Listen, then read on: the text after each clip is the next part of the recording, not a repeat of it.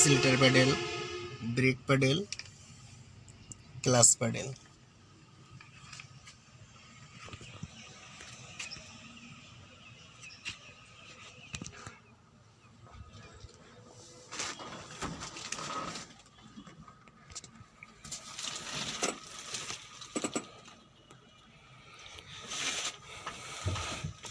Steering সিস্টেমটি সম্পূর্ণ power steering. এখানে যে ইনস্ট্রুমেন্ট ক্লাস্টার মিটার বোর্ড বা ড্যাশবোর্ডটা দেওয়া আছে সেটাও ডিজিটাল।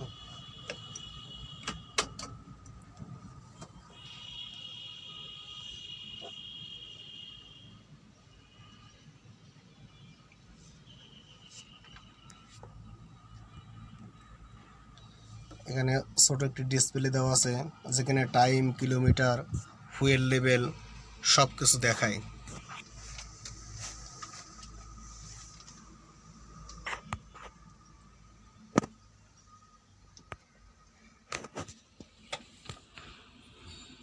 টুল বক্স, 12 ভোল্ট আউটপুট লাইন, আর এটা হচ্ছে হেডল্যাম্প অ্যাডজাস্ট করার জন্য।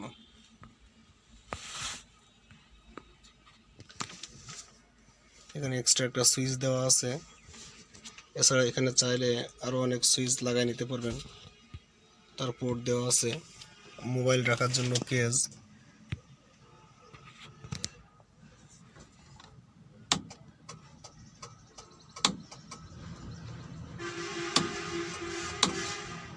ইমার্জেন্সি সুইচ,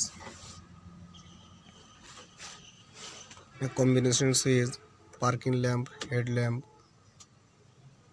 যে আপার ডিপার। এখানে আছে উইপারের অপশনগুলা।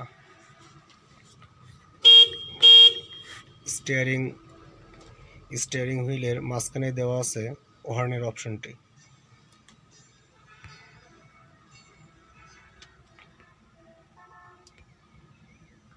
রিয়ার view mirror, sun protector, room light সব কিছু দেওয়া আছে। এখানে দেওয়া আছে ফিউজ এবং ইসিইউ, ইলেকট্রিক কন্ট্রোল ইউনিট বা কম্পিউটার যেটা বলে থাকেন। এটা হেল্পারের seat, parking brake lever, cable type parking break,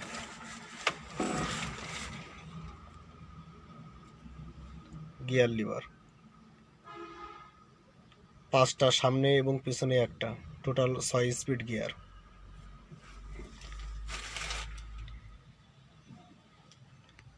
তো কেবিনের ভিতরে এটাই ছিল। আর এই গাড়িটার একটা সিস্টেম হচ্ছে, যদি আপনি ক্লাসে পা না দেন তাহলে গাড়ি স্টার্ট হবে না। এখন আমি ক্লাসে পা দিব না, এই যে ক্লাস ফাঁকা রেখে যদি আমি গাড়ির স্টিয়ারিংয়ের চাবি অন করি, গাড়ি কোনো স্টার্ট হবে না। এই যে দেখুন,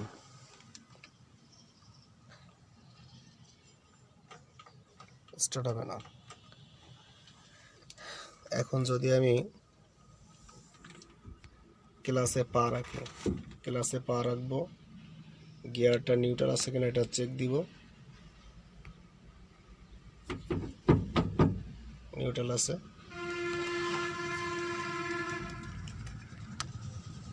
এখন যদি আমি ইগনিশন কি অন করি, গাড়ি স্টার্ট হয়ে গেছে। দেখুন এই যে আমার ক্লাসে পা আছে।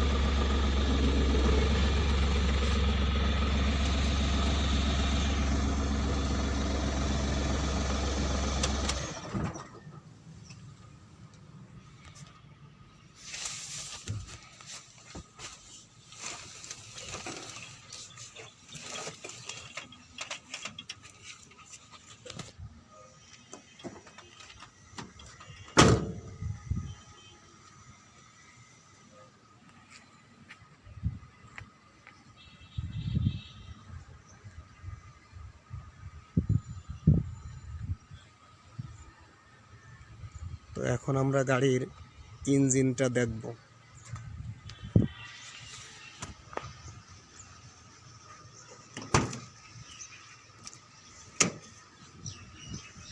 এটা বাম পাশের দরজা এবং বাম সাইড দিয়ে গাড়ির ভিউ।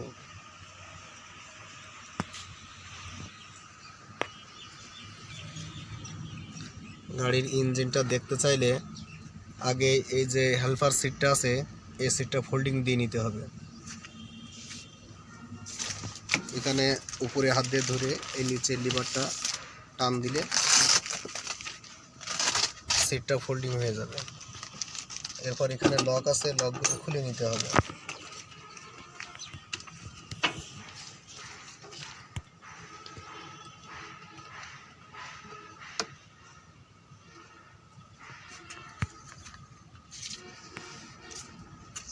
সবসময় এই পার্টটা এখানে লক দিয়ে রাখবেন সেফটির জন্য।